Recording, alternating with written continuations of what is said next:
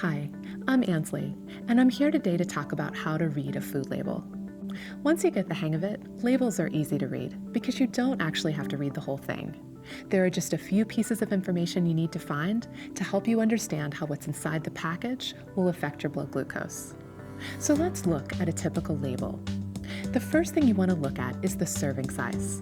All the information on the label is based on this particular serving size. Servings per container is also listed at the top, and that shows how many servings are in the whole bag, can, or bottle. This is important because the container is probably more than one serving. For example, you'd probably eat this bag of chips in a single sitting, but according to the label, the bag has 3 servings in it. So if you're going to eat the whole bag of chips and you want to know how many calories or carbs you're eating, you'll have to multiply the number on the label by 3.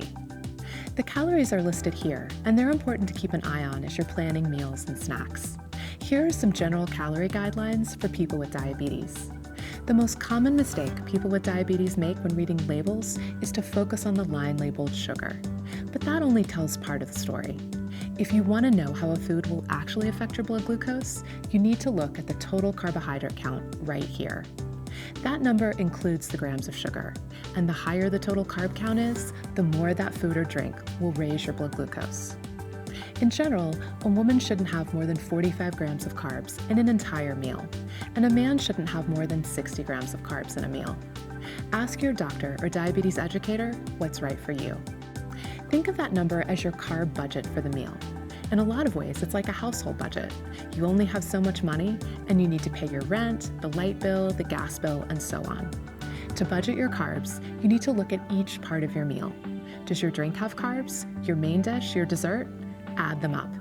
If you're over budget, reduce the serving size of some of your items, or substitute a lower carb item for one of the higher carb items. And that's how to read a food label.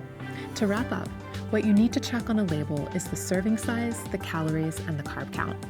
The higher the total carbohydrate number, the more that food will raise your blood glucose. You can use your recommended carb budget to budget your carbs and lower the blood glucose impact of your meals. Thanks for watching. See you next time.